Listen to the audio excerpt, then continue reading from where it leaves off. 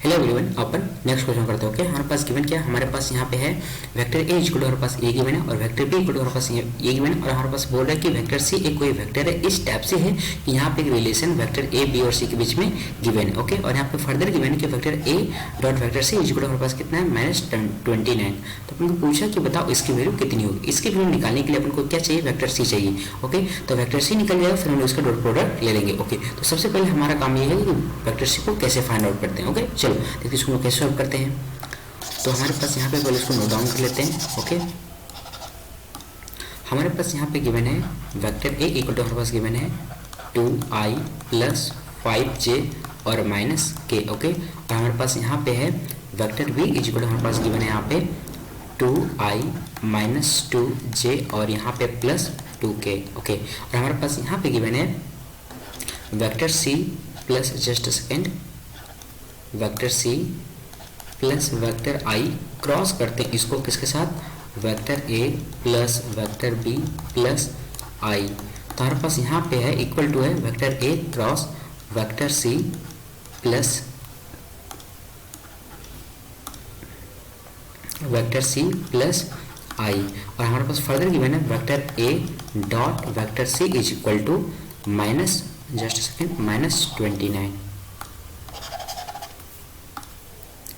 -29। Okay okay, अपन क्या करते हैं इसको लेके चलते हैं। ठीक है, उससे पहले यहाँ पे एक छोटा सा कॉन्सेप्ट आपको बता देते हैं जिसका हम यहाँ पे यूज करने वाले हैं। कॉन्सेप्ट ये बोलता है कि आप एक चीज सीखे होगे। क्या सीखोगे? लेट सपोज करते हैं आपके पास यहाँ पे रहेगा vector P cross vector Q. ठीक है, तो अपन इसको लिख सकते हैं vector Q cross vector P. लेकिन जब हम लोग इसका ऑर्डर को चेंज करते हैं ना, तो उस समय क्या करते हैं? हम माइनस से मल्टीप्लाई करते हैं। क्लियर? ओके, तो इसी कॉन्सेप्ट को हम यहाँ पे यूज करते हैं। तो हमारे पास यहाँ पे बन जाएगा vector C cross just second vector C plus है हमारे पास यहाँ पे है vector C plus vector I और यहाँ पे क्रॉस हमारे पास है vector A plus vector B plus I और यहाँ पे हो जाएगा हमारे पास माइनस, यहाँ पे हो जाएगा vector C plus vector I और यहाँ पे हो जाएगा हमारे पास क्रॉस वेक्टर है। ओके, अपन क्या करते हैं? जो हमारा एक क्वांटिटी है ना, इस पूरे को उठा के हम लोग इधर ले आते हैं। तो हमारे पास यहाँ पे बन जाएगा vector C plus vector I और यहाँ पे क्रॉस हो जाएगा vector A plus vector B plus vector I और यहाँ माइनस इधर जाएगा तो प्लस हो जाएगा, प्लस हो जाएगा हमारे पास यहाँ पे vector C plus vector I और यहाँ पे क्रॉस वेक्टर ए हो जाएगा। क्लियर?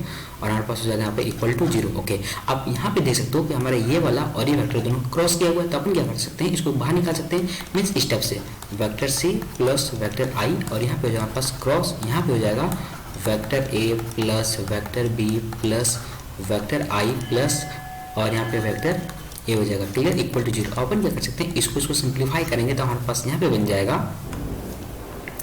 हमारे पास vector C plus vector I और क्रॉस यहाँ पे हो जाएगा 2a vector plus b vector plus I vector I equal to कितना हो जाएगा हमारे पास 0।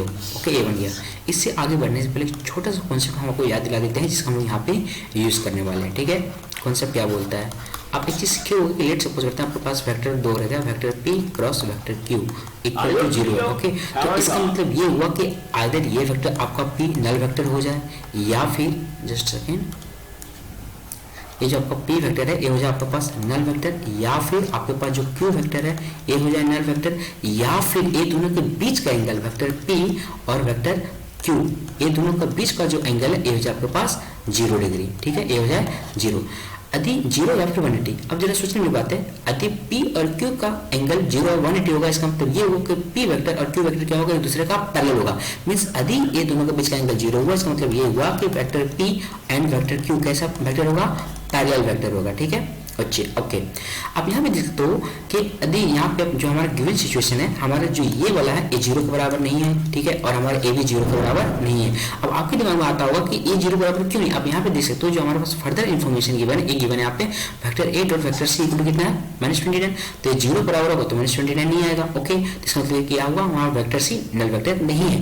ठीक है, इसके अलावा आप यहाँ पे देख सकते हो कि हमारा ए वाला वेक्टर जब हम लोग इसको सिंप्लीफाई करके लिखेंगे तो ये भी हमारा नल वेक्टर नहीं आ रहा है। इसका मतलब ये भी नल वेक्टर नहीं है और ये भी नल वेक्टर नहीं है। इसका मतलब ये होगा कि जो हमारा ये वेक्टर है और ये वेक्टर क्या है, एक दूसरे का पैरेलल है। ओके चलो, यदि दो वेक्टर एक दूसरे का पैरेलल होगा तो क्या करते हैं आप समझिए। आप समझने वाली बात ये है कि यदि ये वेक्टर इससे पैरेलल है तो अपन लिख सकते हैं यहाँ पे vector p is equal to lambda time vector cube. इस कॉन्सेप्ट को हम लोग यूज कर सकते हैं। तो सिमिलरली हम लोग यहाँ पे यूज करेंगे इसके लिए, इस वेक्टर के लिए और इस वेक्टर के लिए। यदि ये वेक्टर इसके लिए पैरेलल है तो हम लिख सकते हैं इसको vector c plus I is equal to, हम लोग vector c plus I equal to लिख सकते हैं lambda time 2a vector plus b vector plus i। Clear, ऐसे लिख सकते हैं। ओके तो अपन क्या कर सकते हैं, ये जो हमारा i है इसको हम इधर सेपरेट कर देंगे तो बन जाएगा यहाँ पे vector c is equal to lambda 2a vector plus b vector plus i और माइनस i। ओके ये बन गया। ओके अपन क्या करते हैं, जस्ट सेकेंड, अपन क्या करते हैं इस क्वांटिटी को निकालते, एक क्वांटिटी जो हमारा ना इसको निकालते हैं। ठीक है, तो हमारे पास यहाँ पे वेक्टर ए इक्वल टू कितना, पहले इसको लिख लेते हैं। हमारे पास vector A is equal to हमारे पास यहाँ पे गिवन है, let me check, 251। Okay 2i plus 5j और माइनस के, और हमारे पास vector B is equal to given है, ये कितना गिवन है 2 2 2। ठीक है, हमारे पास गिवन है यहाँ पे 2i माइनस 2j और प्लस 2k। ओके अपन निकालते हैं अपन यहाँ पे 2a vector plus b vector plus i।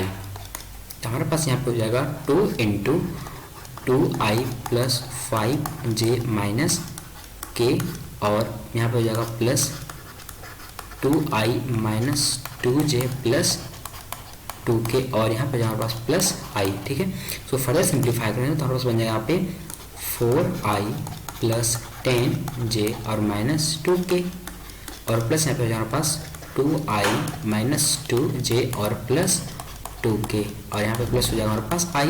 इसको सिंप्लीफाई करते हैं तो 4 और एक 5 और क्या 4 2 6 और ये 7 हो जाएगा, हमारे पास हो जाएगा 7i, और यहाँ पे 10 और 2 चला गया तो 8 बचा, हमारे पास हो जाएगा पे प्लस 8j और 2k कैंसिल हो गया तो हमारे पास बने यहाँ पे 2i प्लस b और प्लस i इक्वल टू हमारे पास इतना हो गया। ठीक है, ओके अपन क्या करते हैं इस वैल्यू को हम लोग यहाँ पे प्लग कर देते हैं तो हमारे पास यहाँ पे हो जाएगा वेक्टर c इक्वल टू हो जाएगा lambda time 7i plus 8j, और यहाँ पे plus just second minus i है, और हो जाएगा हमारे पास यहाँ पे माइनस i। इसको फर्दर सिंप्लीफाई करेंगे तो बन जाएगा यहाँ पे वेक्टर c इक्वल टू हो जाएगा लैम्बडा माइनस 1, और यहाँ पे जस्ट सेकेंड हमारे पास हो जाएगा 7 लैम्बडा ओके माइनस 1, और यहाँ पे हो जाएगा हमारे पास i और प्लस 8j। क्लियर, हमारे पास ये बन गया vector c equal to. Okay हमारे पास जो फर्दर गिवन है उसको यूज करते हैं, vector a dot c equal to कितना हमारे पास है, हमारे पास यहाँ पे गिवन है इसका, इस कॉन्सेप्ट को हम लोग यूज करते हैं। ठीक है, इस कॉन्सेप्ट को हम लोग यूज करते हैं। ठीक है, तो देखते हैं हमारे पास क्या क्या बनेगा। तो vector a dot vector c equal to हमारे पास है -29, तो हमारे पास वेक्टर a इक्वल टू कितना है, let me check, 2 5 minus 1 2i plus 5j minus k dot करेंगे हम लोग यहाँ पे 7 लैम्बडा माइनस 1i और प्लस 8j। अब यहाँ पे देख सकते हो हमारा k का टर्म यहाँ पे मिसिंग है, तो अपन क्या कर सकते हैं इसको ऐसे लिख सकते हैं 0 और यहाँ पे k। क्लियर, तब लिखते हैं यहाँ पे 0 और यहाँ पे k इक्वल टू हमारे पास कितना है -29। इसको सिंप्लीफाई करते हैं तो हमारे पास बन जाएगा यहाँ पे हमारा i से मल्टीप्लाई होगा j से और k से, तो हमारे पास बन जाएगा यहाँ पे 2 इंटू 7 लैम्बडा माइनस 1 और यहाँ पे प्लस 5 इंटू 8 और यहाँ पे जो हमारे पास प्लस 0 इक्वल टू -29। ओके अपन क्या करते हैं इसको फर्दर सिंप्लीफाई करते हैं तो हमारे पास यहाँ पे हो जाएगा, सिंप्लीफाई करेंगे तो 14 लैम्बडा, जस्ट सेकेंड यहाँ पे लैम्बडा आएगा यहाँ पे, क्योंकि यहाँ पे जस्ट सेकेंड यहाँ पे लैम्बडा छूट गया है, यहाँ पे 8 लैम्बडा आएगा। क्लियर, ओके और हमारे पास यहाँ पर भी लैम्बडा हो जाएगा, just second 8 lambda j। Clear, तो जब इसको हम सिंप्लीफाई करेंगे तो यहाँ जाएगा हमारे पास -2 और प्लस यहाँ पे हो जाएगा 40 लैम्बडा और इक्वल टू -29, तो हमारे पास यहाँ पे बन गया 54 लैम्बडा इक्वल टू -27। तो हमारे पास यहाँ पे लेमड़ा इक्वल टू आ गया -1/2। क्लियर, अपन को लेमड़ा वैल्यू निकल गया। अब जो हमारे पास ये लेमड़ा का वैल्यू आया ना, इसको अपन क्या करते हैं, यहाँ पे प्लग कर देते हैं। ठीक है, तो हमारे पास आ जाएगा वेक्टर सी इक्वल टू हो जाएगा, सो हमारे पास वेक्टर सी इक्वल टू हो जाएगा 7, जस्ट अ सेकेंड, हमारे पास 7 लेमड़ा -1 आई है यहाँ पे। ठीक है, और प्लस हमारे पास है 8 लेमड़ा जे है। तो वैल्यू प्लग करने तो बनेगा 7 इंटू -1/2 -1, ओके, और यहाँ पे हो जाएगा आई, और प्लस 8 इंटू -1/2 और यहाँ पे हो जाएगा जे। क्लियर, इसको सिंप्लीफाई करेंगे तो हमारे बन जाएगा यहाँ पे वेक्टर सी इक्वल टू हो जाएगा 14, और यहाँ पे हो जाएगा हमारे पास कितना -16, जस्ट सेकेंड, 7/2 -9/2 हो जाएगा, और यहाँ पे हमारे पास -4j हमारे पास बन गया। अपन को जो निकालना है उसको लेके चलते हैं। ठीक है, अपन को निकालना है इसकी वैल्यू कितनी होगी। ठीक है, इसकी वैल्यू तो अपन लेते हैं इसका डबल प्रोडक्ट।